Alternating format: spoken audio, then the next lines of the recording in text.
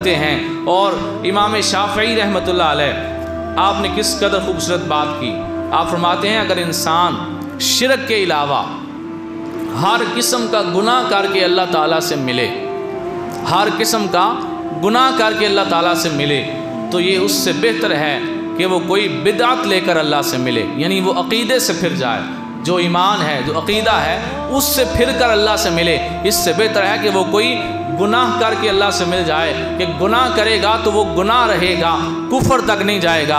اگر بدعت بن جائے گی، اگر بد عقیدگی آ جائے گی تو پھر وہ کفر تک چلی جائے گی۔ اور یہاں ایک بڑی اہم بات حضرت مجدد الفسانی رحمۃ اللہ علیہ، آپ کی بات آپ کی گوش گزار کرتا ہوں۔ آپ فرماتے ہیں بدعتی کی جو صحبت ہے، یعنی بد عقیدہ بندے کی جو صحبت ہے، اس کے پاس جو بیٹھنا ہے، وہ کافر کی صحبت کے فساد سے بھی زیادہ بدتر ہے۔ یعنی سمجھاتا ہوں میں آپ کو کہ ایک بندہ کسی ایسے بندے کے پاس بیٹھتا ہے جو کہ ہے تو مسلمان لیکن اندر سے بیڑا غرق ہے، اور ایک بندہ وہ ہے جو ہے تو کافر ہے اور بہت برا ہے۔ اب ایک بندے کی دوستی ان دونوں میں سے کسی ایک کے ساتھ ہے، یا اس کافر کے ساتھ ہے یا اس بندے کے ساتھ ہے جو خود کو مسلمان کہتا ہے لیکن اندر سے کافر ہے، تو آپ فرماتے ہیں کہ اس کی دوستی اگر کافر سے ہے تو تھوڑا خطرہ ہے، اگر بد عقیدہ سے ہے تو زیادہ خطرہ ہے۔ کیوں بھلا؟ کہ کافر کے پاس بیٹھیں گے آپ، کافر کہے گا میں یوں بتوں کی عبادت کرتا ہوں، آپ پہ کوئی اثر ہوگا؟ آپ کہیں گے جا خسمانوں کہا کردہ پھر میرے نہ کوئی اور گال کر، میں نے تیری ایسے گال دی لوڑ نہیں۔ وہ سکھ ہے، وہ کہے گا ہم یوں عبادت کرتے ہیں، آپ پہ کوئی اثر ہوگا؟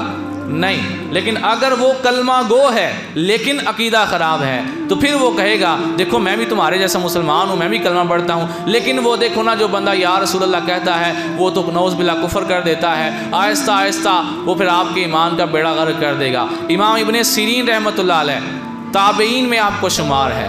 تابعی وہ ہوتا ہے جس نے صحابہ کی شاگردی اختیار کی ہوتی ہے، صحابہ سے پڑھا ہوتا ہے۔ آپ کے دور میں کچھ لوگ ایسے تھے جو سنی نہیں تھے، بد عقیدہ تھے۔ میں نے کسی فرقے کا نام نہیں لیا، کوئی مجھے بعد میں کہہ نہیں سکتا تسی فلانے کا نام لیا، میں صرف سنیاں دی گل کر رہا ہوں۔ تو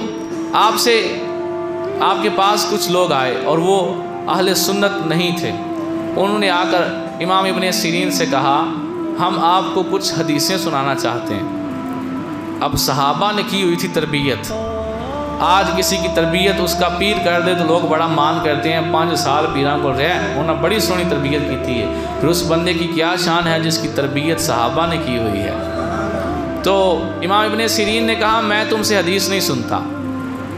انہوں نے کہا چلو قرآن سناتے ہیں، قرآن کی آیات سناتے ہیں۔ آپ نے فرمایا میں نے تم سے قرآن بھی نہیں سننا۔ وہ چلے گئے۔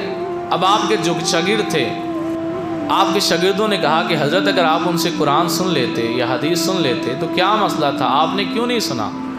آج لوگ کہتے ہیں انہوں دی سنیے تو وہ سچے لگتے ہیں، تہاڈی سنیے تو تسی سچے لگتے ہو، تو فلانے دی سنیے تو فلانا سچا لگتا ہے۔ تو میں کہتا ہوں آپ ہر ایک کی سنتے ہیں، اسی لیے آپ کو ہر ایک اچھا لگتا ہے کہ یہ بھی ٹھیک ہے یہ بھی ٹھیک ہے۔ اگر آپ صرف اپنے لوگوں کو سنیں تو پھر آپ کے ذہن میں یہ شک آئے ہی نہ۔ حضرت امام ابن سیرین جنہوں نے صحابہ سے پڑھا ہوا تھا، ان کے پاس جب ایسے لوگ آئے جو سنی نہیں تھے، آپ نے فرمایا میں نے تم سے قرآن بھی نہیں سننا، حدیث بھی نہیں سننی۔ وہ چلے گئے۔ بعد میں شاگردوں نے کہا آپ نے سن لینا تھا۔ اب آپ نے کیا فرمایا؟ آپ نے فرمایا کہ میں سن لیتا لیکن میں نے اس لیے نہیں سنا کہ وہ جب قرآن یا حدیث سناتے اس کا ترجمہ کر کے اس کی من مانی تفسیر کرتے، اپنی مرضی کی تفسیر کرتے، اپنی مرضی کا مطلب بیان کرتے، اور کہیں ایسا نہ ہوتا کہ ان کا وہ بیان کردہ مطلب میرے ایمان کو خراب کر دیتا، میرے دل میں بیٹھ جاتا۔ اس لیے میں نے اپنے ایمان کی فکر کرتے ہوئے ان کا بیان نہیں سنا۔ آج لوگ کہتے ہیں میں سارے نوں سننا، جدی گل صحیح لگے وہ لے لینا، جدی نہ صحیح لگے میں وہ چھڑ دینا۔ تو امام ابن سیرین جن کی صحابہ نے تربیت کی ہوئی تھی وہ زمانے والوں کو بتا رہے ہیں کہ ہر ایک کی بات نہ سننا، کہ جس کا مرضی چاہو بیان سن لو، جس کی مرضی بات سن لو۔ ایمان ایک قیمتی چیز ہے، اسی کی بات سننا جس کا تمہیں پتہ ہو کہ یہ ایمان کا ڈاکو نہیں، ایمان کی حفاظت کرنے والا ہے۔ اگر دیکھیں نا مثال کے طور پر میں آپ کو 1,00,000 روپیہ دے دوں اور آپ اس کی بے قدری کریں، اور مجھے کوئی بندہ بتائے کہ تم نے 1,00,000 روپیہ دیا تھا، اس نے تو عیش میں گزار دیا ہے، وہ سارے کا سارا پیسہ ضائع کر دیا ہے، مجھے آپ سے پیار ہوگا یا غصہ آئے گا؟ غصہ آئے گا۔ لیکن اگر آپ اس پیسے کو سنبھال کے رکھیں، اس کی کیئر کریں، ज़रूरत के मुताबिक इस्तेमाल करें तो फिर मैं कहूँगा अच्छा बंदा है। क्या ख्याल है, 1 लाख रुपया ज़्यादा कीमती है या अल्लाह का दिया हुआ ईमान ज़्यादा कीमती है?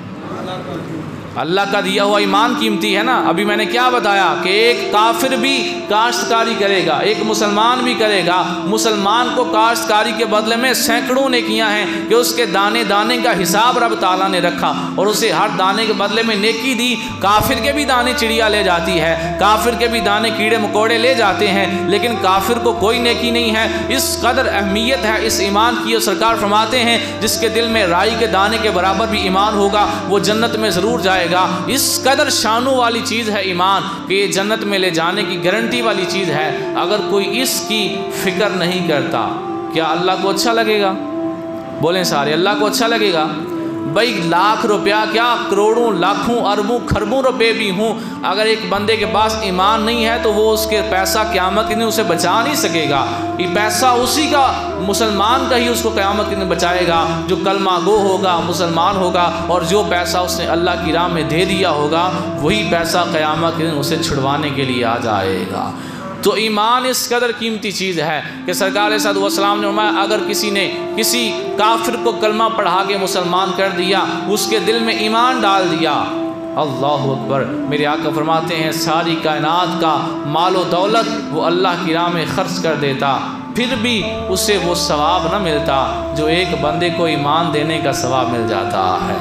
तो इसलिए ईमान इस कदर कीमती चीज़ है, अपने ईमान की फ़िक्र किया करें, हर एक को ना सुन लिया करें। आपके पास मोबाइल है तो उसका ये मतलब है कि आप यूट्यूब खोलें, जिसका मर्ज़ी चाहे बयान सुन लें, ये हरगिज़ दुरुस्त नहीं है। मैंने आपको सहाबा के शागिर्द का अमल बताया, और अगर आप सहाबा की जमात वाले हैं तो फिर तो उनकी सुन्नत पे अमल करना, सहाबा और ताबईन की सुन्नत पे अमल करना ये हमारे लिए ज़रूरी है। और अगर कोई कहता है कि मुझे क्या, मैं अपनी मर्ज़ी करने वाला बंदा हूँ, सहाबा ने किया जो ठीक किया, ताबईन ने किया ठीक है, उनकी अपनी मर्ज़ी है, लेकिन मेरी अकल ये कहती है, तो फिर वो अपनी अकल से फैसले करने वाला है, तो फिर एक ना एक दिन उसका किसी न किसी जाविये से ईमान ख़राब हो ही जाता है। अल्लाह अकबर, कितना खूबसूरत फरमान है। ईमान इतनी बारीक चीज़ है, ये गौर से फरमान सुनना है आपने। ईमान इतनी बारीक चीज़ है कि तलवार से भी, के बाल से भी ज़्यादा बारीक है।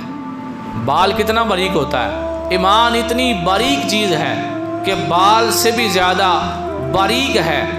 और छोटा सा हमला इसके ऊपर किया जाए तो इसके ख़त्म होने का अंदेशा होता है, लेकिन जो इसकी फ़िक्र करता है उसका ईमान इतना मजबूत है कि पहाड़ से भी ज़्यादा मजबूत है।